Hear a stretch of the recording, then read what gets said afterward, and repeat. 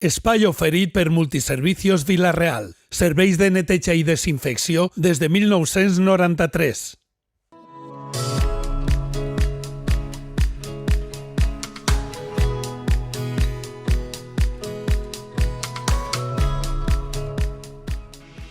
Encetem el nostre balconet d'avui amb un convidat que representa l'inconformisme i la recerca de l'autenticitat.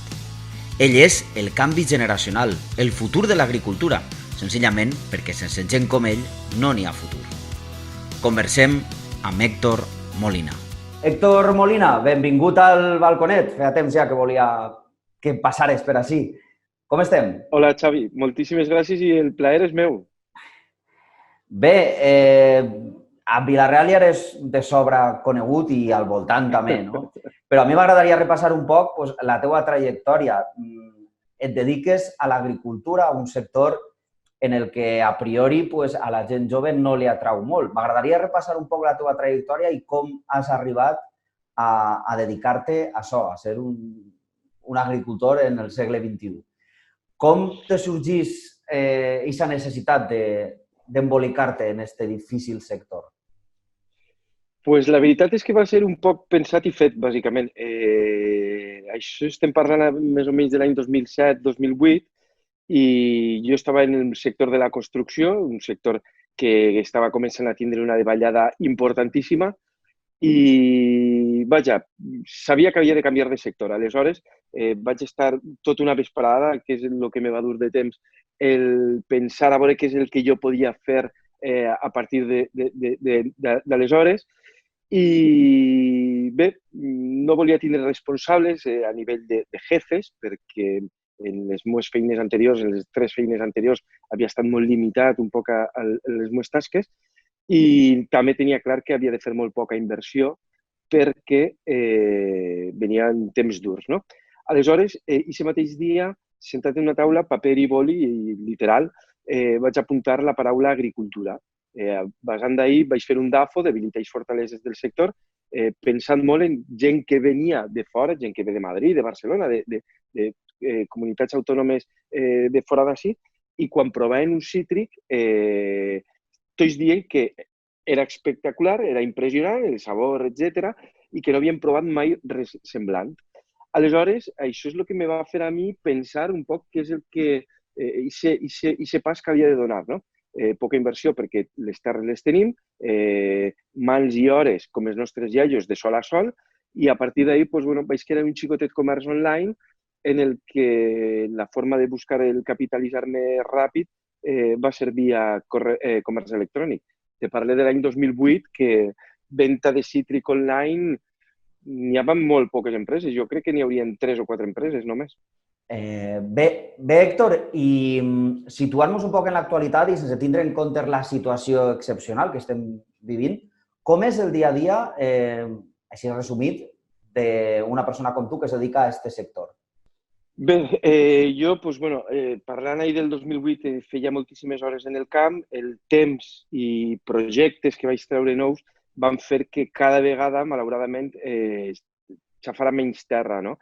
A dia d'avui no només estic en camp, sinó que treballem molt temes d'assessorament, inclús hem fet algun projecte de paisatgisme i jardineria, treballem en assessorament en restauració, moltíssimes conferències, que lògicament des del mes de març això ha canviat, ara són les poques que n'hi ha són videoconferències, però és una feina que basa en un percentatge molt elevat en la divulgació i un altre percentatge prou elevat en la investigació.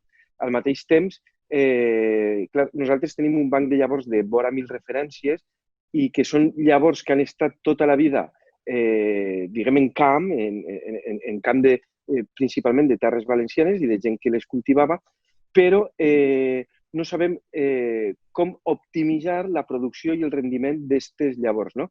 Una planta de tomata, si treballes bé, te pot donar una producció elevada i si treballes no bé, més baixa. Aleshores, el que volem fer és que el que treballem és per aquestes llavors que tenim en base de dades que no estiguen només en un congelador, per entendre'ns, preservant-se, sinó que estiguen en camp i estiguen, lògicament, en cuines, ja sigui de restaurants, de clients particulars, etc. També tenim un projecte molt interessant que és la divulgació i la tasca educacional en xiquets, i això ens ha portat també moltíssimes hores d'activitat en centres escolars. Hem estat en més de 35 col·legis de tota la província de Castelló, en la que hem ensenyat als xiquets a viure, a conviure, a aprendre i a fer tasques de cooperació, de col·laboració, d'observació, desenvolupar la paciència, i això eren tasques que portàvem a terme en col·legis. Malauradament nosaltres coneixem i tenim referents de gent major que ha dedicat la seva vida al camp, però aquest relleu generacional ara com està sent? És a dir, tu tens coneixement de gent més jove que sí que es llança al camp o això és un fenomen que cada volta és més estrany? Cada volta és més estrany. Ara, francament, estic un poc desconnectat perquè jo vaig estar en Brussel·les, en el Consell Europeu de Jove Agricultor, que és fins als 40 anys. Als 40 anys ho vaig haver de deixar.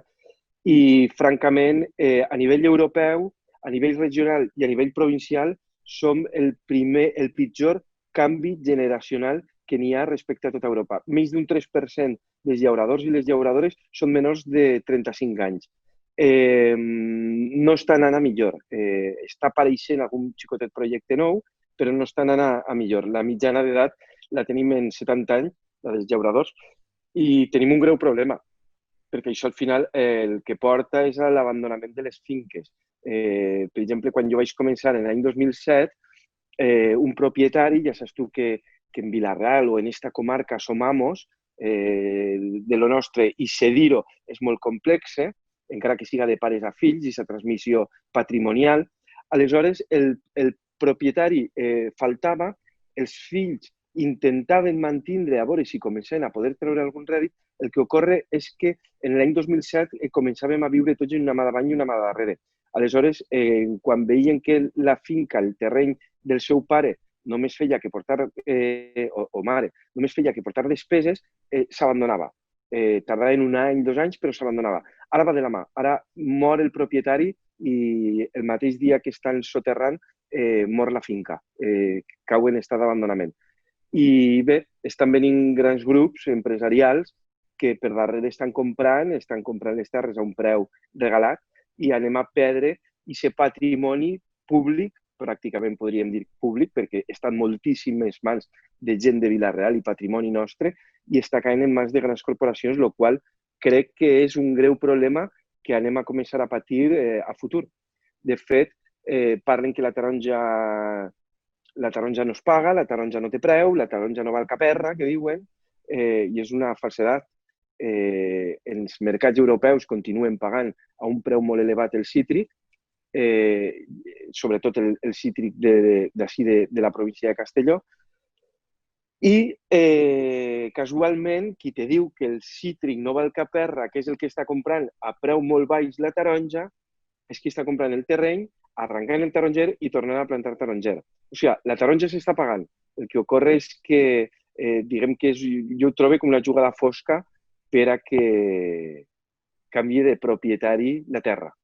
I és un greu problema en el que crec que l'administració hauria de fer alguna cosa, sobretot treballant profundament el que és la sobirania alimentària i regenerant els nostres camps i tornant-los a conrear, cosa que no ocorre. Però davant d'aquesta situació, un xicotet llaurador, algú que vulgui tirar endavant i intentar treure rentabilitat a aquests cítrics, què és el que pot fer? Intentar abastir més terreny, passar del minifundisme, modernitzar la finca, ser el seu propi productor i distribuïdor d'aquest cítric per a no tindre que passar per tants circuits que al final el que acaben és encarint el producte i a ell pagant-li menys? Quina solució proposes? Si et digueren en un minut tens que solucionar aquest problema. En un minut he de solucionar el problema? Si jo en un minut necessite revertir el problema posant gent jove en el camp, que l'administració pública comenci a destinar pressupost. Podem agafar el pressupost de qualsevol ciutat dels voltants i veure quin pressupost se destina a agricultura. Però és que al mateix temps enllaçar perfectament l'agricultura en l'educació. I per què no en la cultura? I tota aquesta venda del món gastronòmic que s'està fent al voltant del món de la cuina, etc., siguem sensats, i si així el 95% del producte que tenim és cítric, la cuina que s'està fent en restauració o en casa no és cuina de proximitat. És la lògica. Si no plantem tomates, no podem dir que la tomata és de proximitat, o si no plantem enciams. Aleshores, la forma de resoldre-ho és invertint d'una forma molt gran en educació, sobretot, i és la base. El que ocorre és que és un treball a llarg termini. Quan un adquirís uns mals hàbits, després tornar a un bon hàbit no se fa de la nit al dia. No? Si jo no tinc costum de rentar-me les dents, doncs avui me recordaré, però al dia 5 dic, ostres, fa 5 dies que no m'he rentat les dents, i això és així. Quan tu adquirissis un mal hàbit. Què és molt important?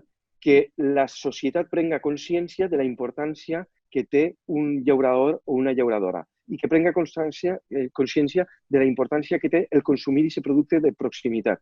Aquest euro que nosaltres invertim en un producte d'un llaurador és molt més barat que aquest euro que invertim en un cítric que ve de l'estranger, perquè el llaurador està preservant un entorn, està mantenint aquest entorn en una certa felicitat. No?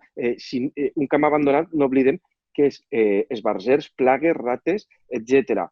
Deshidratament d'aqüífers. Un entorn lleig, deia Josep Pla, que la cuina és el paisatge posat a la cassola. El nostre paisatge és llegíssim.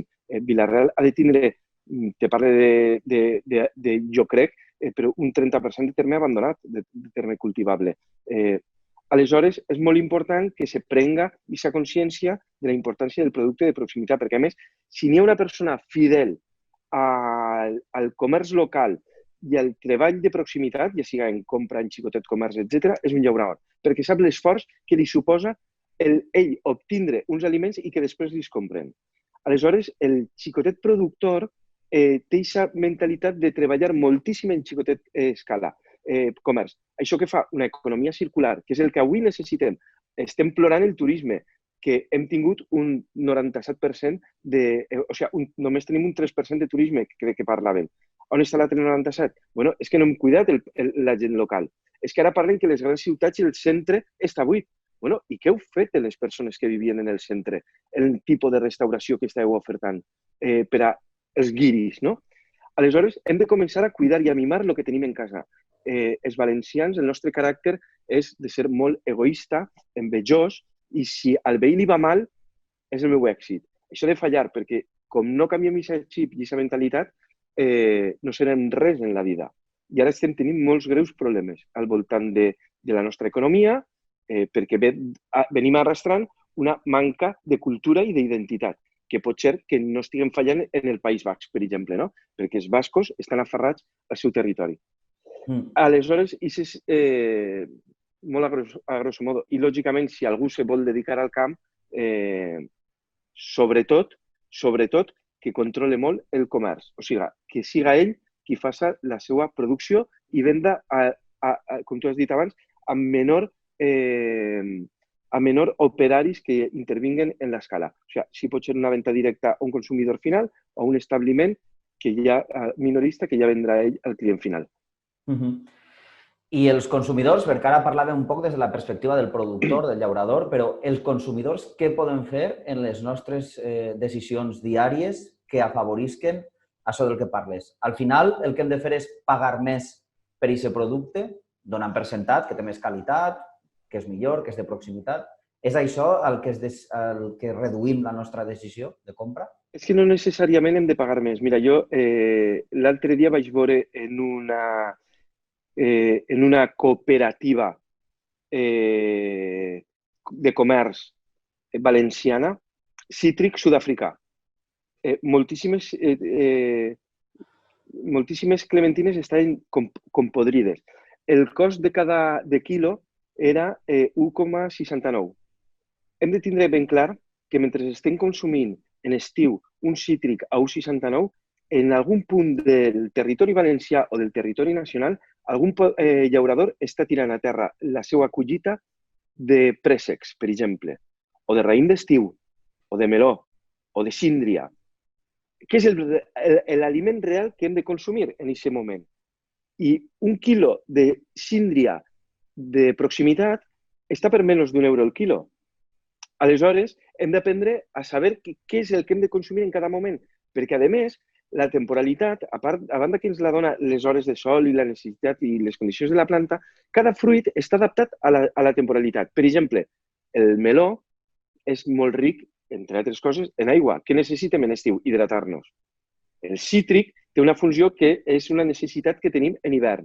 Aleshores, hem de saber consumir temporalitat i hem de saber elegir i comprar producte de proximitat. Lògicament, proximitat vol dir que si jo vull kiwis, per descomptat, no me'n vaig a Nova Zelanda, espera la temporalitat de Galícia, que se poden comprar i són uns kiwis excel·lents. O sigui, no anem al veí, no? Perquè si no, l'únic que menjaríem seria cítric. També hem d'abastir Madrid i Galícia i Andalusia, bueno, Andalusia en aquest cas no, però el País Basc, etc., en els nostres cítrics.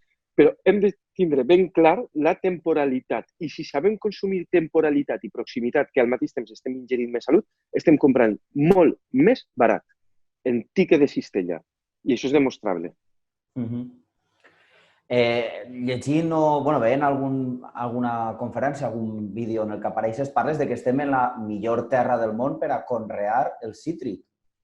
Però si en la millor terra del món, on tenim el millor lloc i el millor producte, es ven i es consumís la taronja de Sud-àfrica, quines esperances n'hi ha? Què fem? Si no actua l'administració pública, ninguna. Perquè és el que t'he dit, hi ha empreses que tenen molts interessos en Sud-àfrica, empreses valencianes, som els propis valencians els que portem el cítric de Sud-àfrica. Empreses valencianes que és molt més a compte portar el cítric d'allà cap ací.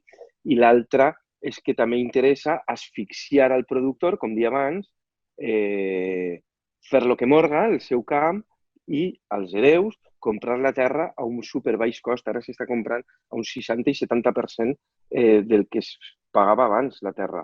I anem a perdre aquest patrimoni. Està passant també, per exemple, en les comarques del nord, en les oliveres mil·lenàries. Tenim el bosc d'oliveres mil·lenàries més important del planeta i ha passat moltes finques a propietaris xinesos i russos. Això és un patrimoni que és nostre i no som conscients. Com quan parlem d'un edifici públic emblemàtic o quan parlem d'una plaça o quan parlem d'un element determinat, perdre la terra és perdre una grandíssima part de la nostra identitat com a poble. El nostre minifundisme bé és cert que té certes desavantatges a l'hora d'obtindre uns costos productius més baixos. Però és que la nostra qualitat de cítric és lo suficientment alta com per a poder-li treure marge perfectament. I el camp té molts problemes. Per exemple, la mitjana de finques són 4 fanecaes, que són superfícies molt menudetes, 3.000 metres quadrats és la mitjana. Cada propietari té el seu rotovator, la seva màquina de pulveritzar. No hem posat eines en comú, no hem treballat en equip. Ens hem vist com a autèntica competència, el qual és una sobirania, una autèntica tonteria, no? Perquè el món global en el que vivim, ostres, l'estat espanyol són 50 milions de persones. Venem a aquestes 50 milions de persones en el nostre cítric com a equip. Però no ho hem volgut fer ni ho hem sabut fer. Héctor, però parlaves de les administracions públiques, però quan preguntem directament a aquestes administracions públiques, en què hi ha persones, hi ha polítics, tots, absolutament tots, estan d'acord. I quan s'han fet concentracions i manifestacions, tots, absolutament tots, han participat. Aleshores, què és el que passa? No són els polítics tan capaços com pensàvem? Trontolla d'alguna manera l'administració? Té por davant d'Europa? Són coses que estan consumades que ja no es poden canviar? Mira, en Europa no pintem res. Així de simple. Aquesta permissibilitat de cítrics espanyols de sud-africans a Europa en gran part va ser degut a l'aprovació i al vistiplau de polítics espanyols. Però bé, ahir no hem de perdre la partida. Ara, dius, sí, és que se manifesten tots, correcte. Per què? Perquè els dicen. Perquè és que tenim un problema i és que el camp avui no dona boig. El boig dona altres coses. Determinades pràctiques esportives donen boig. Determinades X donen vots. El camp no. Aleshores, sí, tenim recolzament polític, però i què se fa? Res. I per què dic que no se fa res? Molt senzill. Que algú diga en la seva població què s'ha fet durant l'últim any pel camp, via administració pública. No val repartir 4 sucs de taronja en les places majors. Parle d'accions. D'accions i tampoc me val fer 3 cursos de formació per a que algú cultive 4 tomates en sa casa, que està molt bé. Però així parlem de desenes i desenes de milers de metres quadrats en estat d'abandonament. Així parle de crear projectes sòlids i solvents. Jo recordo l'any 2014 fer una demanda d'un espai verd, ecològic, perquè tenim tants camps abandonats que se podria destinar un únic pou en Vila-real per a fer finques ecològiques i la resposta va ser és que no tenim demanda. No, és que l'administració pública ha de crear l'oferta, la primera, perquè no se demanda si no existís. Avui tenim un sistema de rec que és impossible fer un rec ecològic en Vila-real en les zones de regadiu per degoteig. No n'hi ha iniciatives ni espentes que vinguin per part de l'administració pública.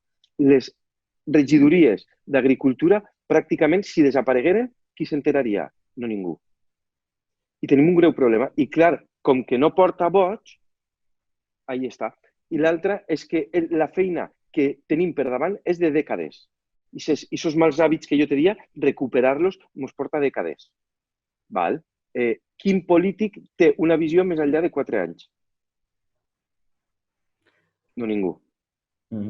I ganes i voluntat de treballar. N'hi ha alguns que sí, n'hi ha molts que sí, etc. Però ganes i voluntat. En el camp han deixat de creure des de fa molt de temps. Molt, moltíssim. De fet, jo recordo quan començava, no? Moltes iniciatives, moltes espentes, i se va anar diluint tot com un sucre en el cafè i va ser una llàstima perquè realment es pot, però va quedar tot en res perquè l'administració pública no té cap tipus de voluntat. I no parle sols de Vila-real. Aleshores, després d'aquest panorama, imagina't que se t'acosta un jove i et diu jo tinc una terra, vull recuperar, vull plantar, vull ser llaurador, vull tirar endavant. No vaig a deixar-me davant d'esta situació, a pesar d'aquest ambient que no és optimista, vull seguir endavant. Quin consell li donaries? Què és el primer que li diries que ha de fer? Pues el primer és que si el motiu del canvi ve donat per sentimental i té ja una nòmina, perquè treballa no per compte propi, que la mantinga i que intente compaginar-ho, però que no perga la nòmina. L'altre és que, de fet, me ve moltíssima gent en temes d'intentar ajudar, etc. I camí n'hi ha i recorregut n'hi ha, però s'ha de treballar molt i, sobretot, saber la meva producció que vaig a produir, aquí ja on ho vaig a vendre. I l'altre és que diversificar al màxim el cultiu. Vila-real és zona de cítric, jo no me la jugaria tota només al cítric. Buscaria altres alternatives que n'hi ha en cultiu de llenya i sobretot en verdura i hortalissa. Però sobretot un grandíssim treball i aquesta inversió que se sol fer en xarxes socials, etc., o en comunicació i demés, que faci una grandíssima inversió en conscienciació, en captar i buscar i trobar clients, perquè després anar a porta gelada en quan tens el producte, que és perecedero a curt termini i te caduca, te porta a la malvenda. En què se diferenciaria un llaurador del segle XXI d'un llaurador del segle XX dels nostres avantpassats? Per a ser realment un llaurador competitiu, per a poder treure benefici. En què se diferenciaria un de l'altre? Sobretot el comercialitzar, el comerç. Tu pensa que és que el problema que tenim està ahí. O la base del problema dins del llaurador, si tenim tots culpa. L'administració pública, les cooperatives, el consumidor, el llaurador, tenim tots responsabilitat. Una de les culpes que se li pot aixecar al llaurador és que està treballant exactament igual que en el segle XX. Tinc una producció, estic esperant a que me vingui una cooperativa, que me cuiga, ja veurem a quin preu me paga i ja me liquidarà. I és el mateix model, no ha canviat. Què ha de fer? Eixir a vendre. S'ha d'eixir a vendre. Tu pensa una cosa, mira la duresa de la meva feina. que tinc una quota d'autònoms, que tinc unes despeses fixes, etc. Pensem que jo només tinga, ja he dit que he obert el ventall, però que jo només tinga cítric. I jo vaig a vendre el meu cítric a un comerç a un preu just de 50 cèntims el quilo.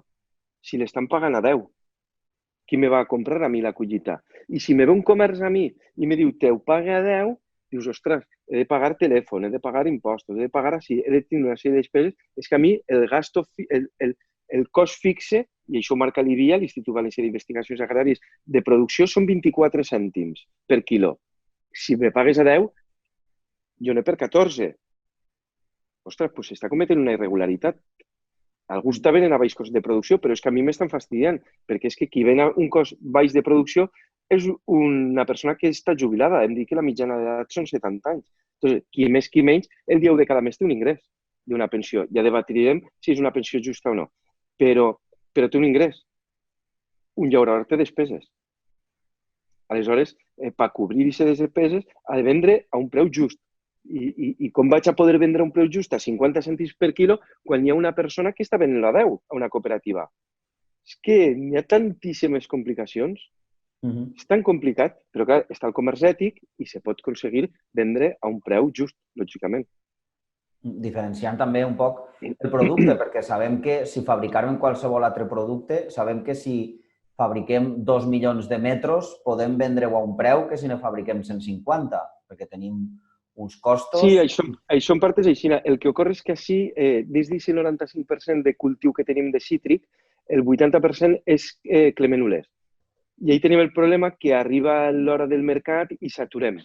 Quan ve la collita, de repent estem donant-los a rufatines i estem donant a contagotes cítric, però de repent arriba la clemenules i saturem el mercat.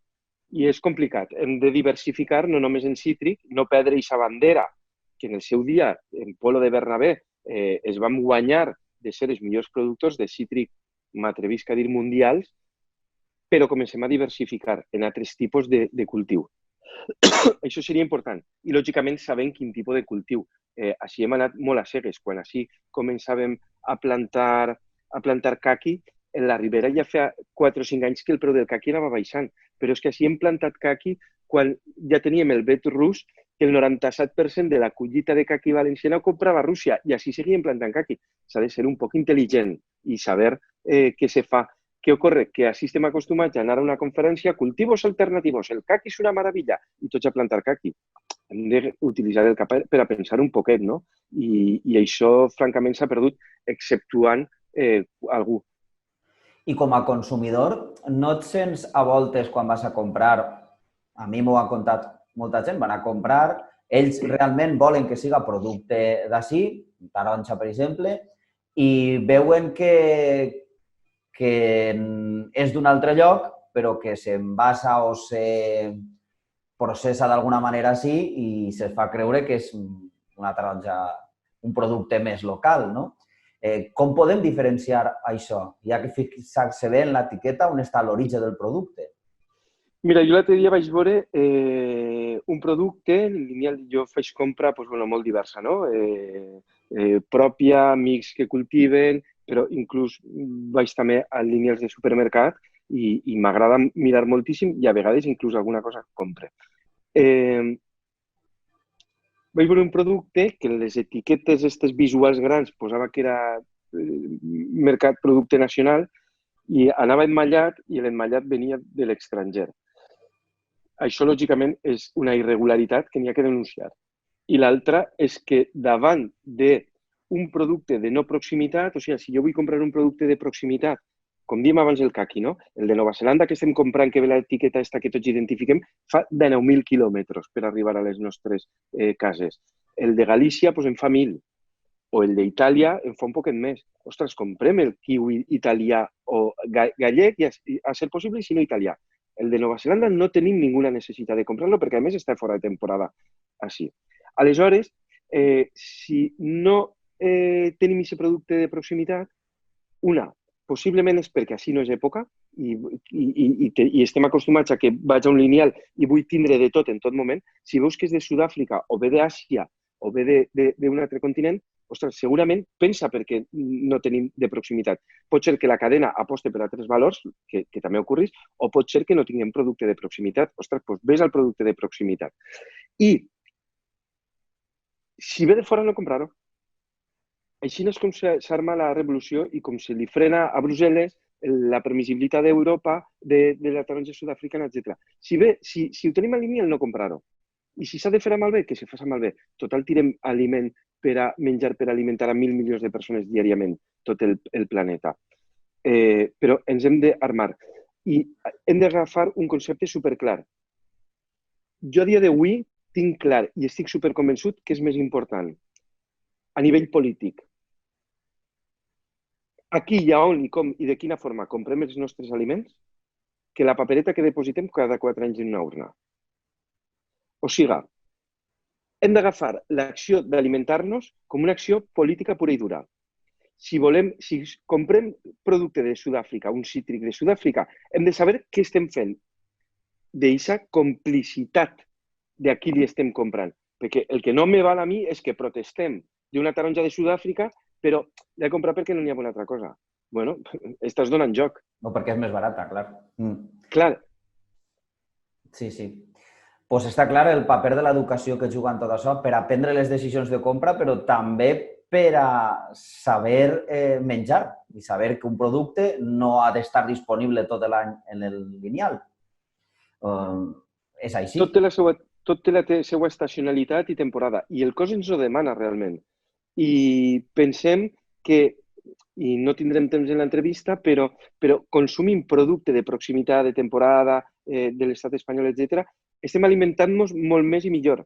Estem consumint menys quantitat d'aigua, estem fent una millora mediambiental en el planeta, etc. Abans he dit una cosa, ostres, un quilo de kiwis recorre de 9.000 quilòmetres i després ens queixem que faci alguna cosa l'administració pública en el canvi climàtic. Bueno, vale, sí, l'administració pública té molt per fer. I nosaltres, si l'administració pública no anem a fer-ho? Aleshores, un dels principals problemes que n'hi ha mediambientalment parlant ve de la indústria agroalimentària, per contaminació de rius, de terra.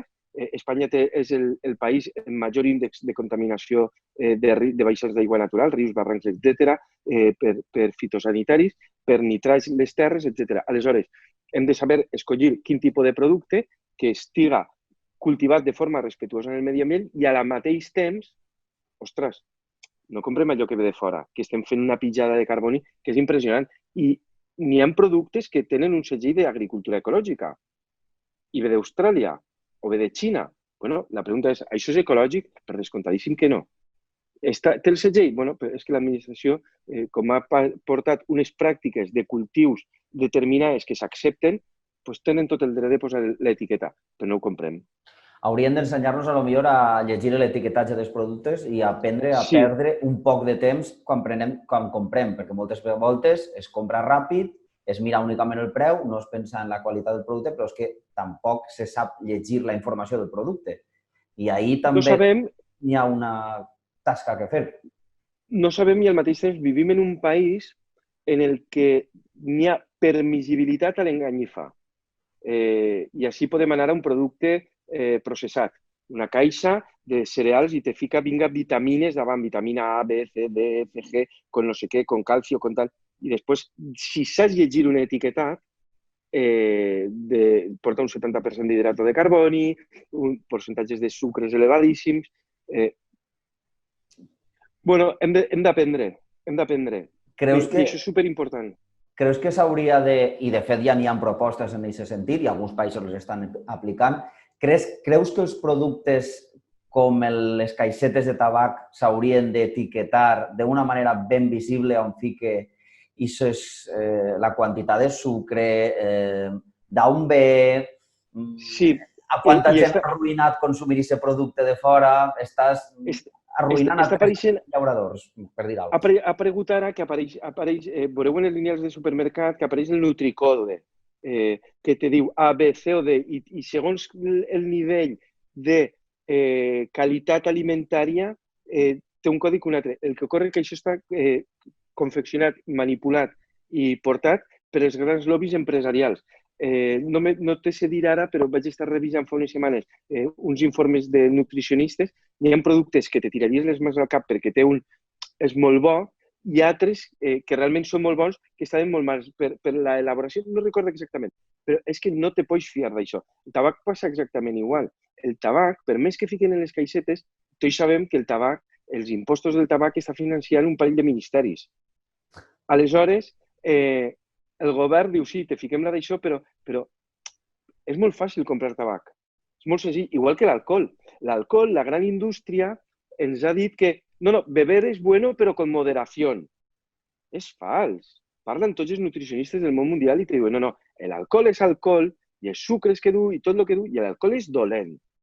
Però res de bo és bo en moderació. Ara, està socialment acceptat l'alcohol i el tabac.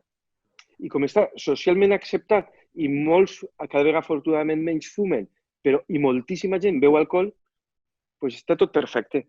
Però és que això ho porten tot les grans corporacions, els lobbies empresarials, grups de pressió molt forts en els que no anem a poder fer absolutament res contra ells, perquè des de Brussel·les no n'hi ha intenció. I què ens queda si no podem fer res? Ens queda construir un entorn feliç, sa i saludable a xicotica escala. Cada un que s'ocupe i se preocupe per sa casa i intente contagiar de felicitat i de bons hàbits al seu entorn, o sigui, pares, mares, cosins, família, no? Perquè el món va ser molt difícil canviar-lo. Ara tu i jo podem fer una xerrada sobre hàbits alimentaris, sobre... Jo en ma casa, per exemple, no entra ningú producte processat i elabore tot, però és que ni una galleta. Vale. Ara fem una xerrada i parlem al respecte i potser el 10% de la gent que ens visualitza vulgui canviar aquests hàbits, perquè realment hem de ser conscients. Qui canvia un hàbit alimentari de l'incorrecte al correcte? Qui malauradament ha agarrat una malaltia, té un problema de salut, que generalment li ve d'una mala alimentació, càncers, problemes cardiovasculars, diabetes, etc. I aquesta gent no li queda altre que fer aquest canvi. I després hi ha gent que se mentalitza i diu, ostres, he escoltat a Héctor Molina parlar amb Xavi Manzanet i m'han convençut per a intentar fer canvi. Vale, un 10%. Però és que per la nit estarem veient la tele, posarem play o posarem la tele, veurem l'anunci de Danone, de l'LK Immunitas, que en quant el prens, això ja podeix quasi començar a volar i demà Danone haurà venut 5 milions de potets. Contra aquesta indústria no podem fer res. Aleshores, xicotets àmbits, espais menuts, cada un en sa casa, i anar contagiant a l'àmbit més proper, no? I realment mantenir una bona alimentació. L'alimentació és la base fonamental per al començar el dia feliç. Fantàstic, Héctor. Pues gràcies per aquesta xerrada que hem fet així i per totes aquestes conclusions que crec que si molt no canviaran, claretat i per a fer, com tu dius, a xicoteta escala i aquesta revolució, podrem. Gràcies, Héctor, per estar així al balconet. Xavi, ha sigut un grandíssim plaer. El plaer és nostre. Hem fet un balconet molt sostenible i revolucionari. Gràcies. Perfecte. Gràcies, Xavi. Que vagi molt bé. Adéu. Igualment.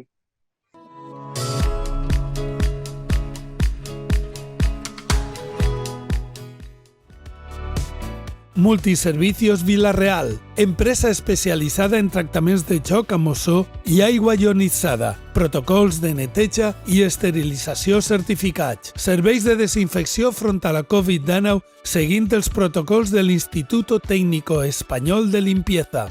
Realitza ja un tractament de xoc de manera professional i amb garanties. Guanya amb seguretat i tranquil·litat per al teu comerç, treballadors i clients. Demana informació sense compromís.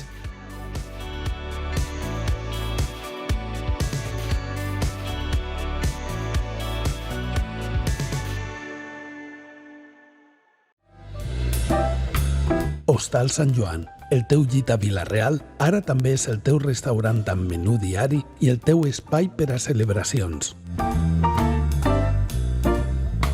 Experiència, tracte personalitzat i la millor cuina casolana són els nostres ingredients per assegurar-nos que cada volta que ens visites siga tot un èxit. Hostal Sant Joan, Joan Baptista Llorenç, 161, Vila-real.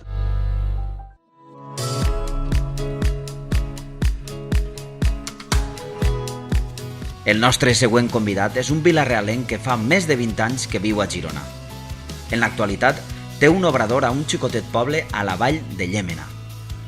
Ell és un emprenedor que s'ha guanyat una gran reputació i premis per la seva tasca fent el que més li agrada, formatges. Rebem al balconet a Pablo García. I continuem al nostre balconet, el balconet de Clar Televisió, i ho fem ara amb un convidat que té una història, jo crec que digna de ser contada. Només cal veure on està situat en aquest moment. Jo diria que un entorn privilegiat. Ell és Pablo García, és formatger i és de Vila-real. Pablo, què tal? Com estem? Hola, bones. Què tal? Com aneu? Bé, molt bé. Patint calor, suposa que ahir, o almenys sembla que no tant, no?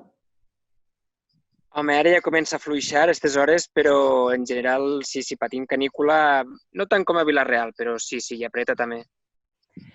Bé, com dia anteriorment, Pablo García és de Vila-real, ell és formatger i he estat investigant i eres un dels grans talents formatgers del moment, recuperant un ofici antic, adaptant-lo a l'actualitat i dotant-lo de categoria. Per a mi, dir-te que el formatge és un bé de primera necessitat. Jo sóc un gran consumidor de formatge i per això per a mi és una sort poder parlar directament amb un formatger. I m'agradaria conèixer un poc aquesta trajectòria teua com un xic de Vila-real acaba a la vall de Llémena, al Mas de Vilotxa, a Girona, fent formatge. A veure, lo de talent no m'ho havia trobat encara. El que passa és que sí que és cert que no es fan massa formatges del tipus que faig jo a casa nostra, perquè són, si vols, una mica més afrancesats. Què faig jo així? Jo vaig vindre a estudiar. A Girona vaig venir a estudiar Ciències Ambientals. De parla valenciana no s'estudiava al País Valencià, Ciències Ambientals, s'estudiava a Barcelona, a Girona, i me'n vaig venir cap ací i així me vaig quedar. Vaig treballar com a ambientòleg quasi bé 15 anys i em vaig cansar de l'administració, que és on estava, dels horaris més fixats i l'estructura més farragosa de l'administració, i vaig buscar alguna cosa per poder treballar a casa. Vivíem al camp, així a la vall de Llémena, i aquest és l'inici de la meva entrada en el món formatger. I com decidís una persona deixar-ho tot d'alguna manera i iniciar-se en un terreny tan desconegut com és aquest ofici de formatger? Tenies alguns coneixements previs? Tenies una afició? Això és una vocació? És un projecte que tenies rumiat molt de temps i que ha anat cristal·litzant, o vas tindre aquest moment de decidir-te això? No és que tingués ni cap vocació prèvia, ni antecedents familiars, ni res, però sí que disposava de temps. Treballava als matins, a les tardes podia formar-me, havia estat estudiant francès. Així tenim França molt a la vora, així a Girona, i sí que m'agraden els formatges, però no se m'havia corregut mai que podria jo fer formatges, però sí que és un món xulo que te vas acostant, fas un curset de tardes perquè tens temps i dius, jo ho deixaré tot, ho penjaré tot i m'aniré al Monte a fer formatges, i amb la broma es va convertir en una realitat, primer compaginant amb l'antiga faena a la Generalitat, i des de que vam començar a reconstruir la masia on avui en dia vivim i tenim la formatgeria, doncs llavors ja ho vaig deixar i ja vam començar a només dedicar-me al món dels formatges i fins avui. La formatgeria la vaig començar a l'anterior casa el 2013 i des del 2015 que estem així a Granollers de Rocacorba, que és un llogaret xicotet de la vall de Llémena. Estem a uns 30 quilòmetres de Girona. I com és el dia a dia, la vida d'un formatger en aquest lloc? Jo no tinc bestiar, jo no tinc vaques. Jo faig formatge de llet de vaca, però vaig a buscar-ho a una granja ecològica que n'hi ha a la vora a Banyoles a mitja hora de cotxe. Jo agafo llet líquida, la converteixo en algo sòlid i la maduro. Depèn del tipus de recepta, la madures una setmana, la madures un mes o la madures un any. De fet, tinc aquestes 3 versions en la meva formatgeria, tinc 3 receptes. Els dilluns me toca elaboració forta, el dimarts n'hi ha feines d'emmotllat, dimecres faig un altre tipus de formatge. És una feina que el que fas és muntar-te-la, que se t'ajusta una miqueta a la vida. Ara tinc xiquets i també faig treballar de dilluns a divendres. Si tingués ramat seria completament diferent. Sí que seria una cosa més lligada als 365 dies de l'any, però la veritat és que treballo com molta gent treballa entre setmana i cap de setmana estàs una miqueta alerta, però no penses. I es pot viure de fer formatge? Perquè tu has deixat una feina en l'administració per anar a fer formatge. És a dir, sona com sona, difícil. Es pot viure?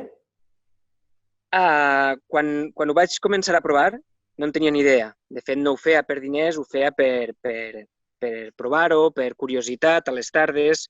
Com que se compra una moto per passejar, doncs jo em vaig muntar una obradora al garatge de la casa on vivíem abans. I allà vaig començar a saber també alguna cosa de números, que és una cosa que ni m'havia preocupat. I vaig veure que sí que podia ser factible, a lo millor guanyar-me la vida com ho feia l'administració.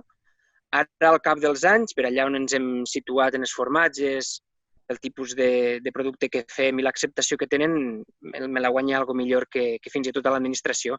Però sí, els pares, els sogres... Bueno, fes formatges però no et deixes l'altra feina. També per desconeixement, perquè no és una cosa que, com tu dius, és nova en la nostra cultura. Si n'hi havia, es va perdre. I ara és com una cosa nova que sembla hippies o aventura.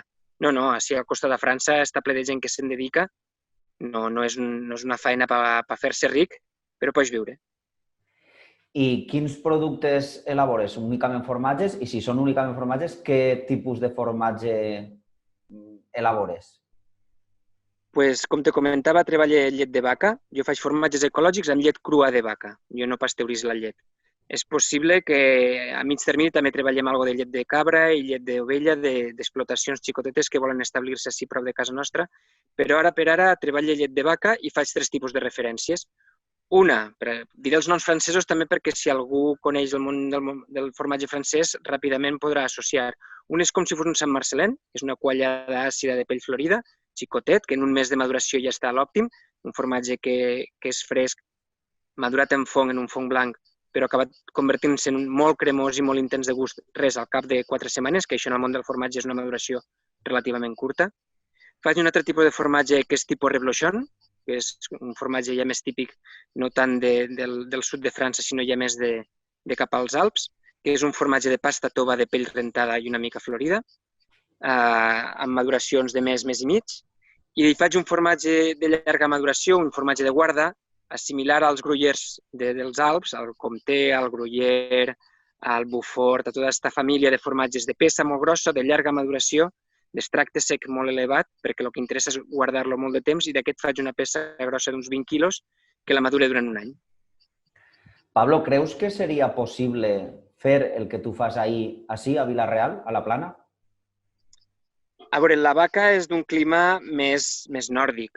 Així a Girona n'hi ha molta ramaderia de vaca, a la llarga s'ha acabat estabulant molt per obtenir més rendiment, però encara es podria pasturar. A la Plana de Vila-real jo no m'atreviria a dir-ho, i menys en el mosaic de paisatge que actualment tenim entre les fàbriques i els tarongers. A l'interior de Castelló, en alguna racona amb molt d'extensió, o sigui, amb poca càrrega ramadera, qui sap.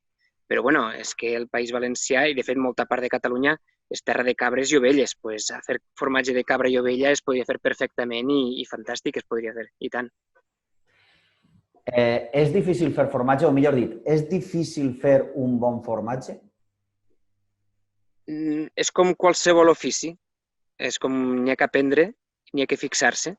Si tens cura, si tens una bona matèria prima, ets diligent en la fabricació, ets curós, i en la maduració, perquè un formatge són 3 potes per igual d'importants, el producte, la matèria prima, la llet, el dia que fabriques i el temps que transcorre durant la maduració, si ets curós i una mica observador, pots fer molt bons formatges, sí. No és complex. Però és un món de fermentacions, de temperatures, d'humitats, de condicions ambientals, que tu el que fas és donar a una massa de formatge fresc unes condicions perquè elabore, perquè evolucione cap a uns gustos que en la nostra cultura ens agraden molt.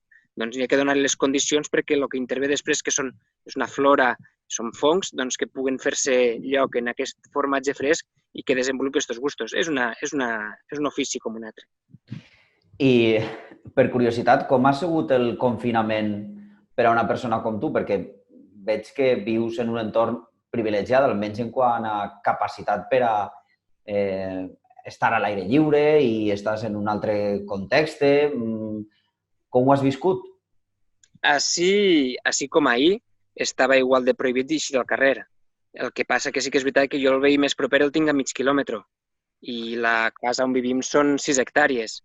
Per tant, no n'hi havia problema d'eixir a passejar els xiquets perquè una cosa que ha sigut un crim és el que se'ls ha fet als xiquets, no d'estar-los tancats i no deixar així fins al final del confinament.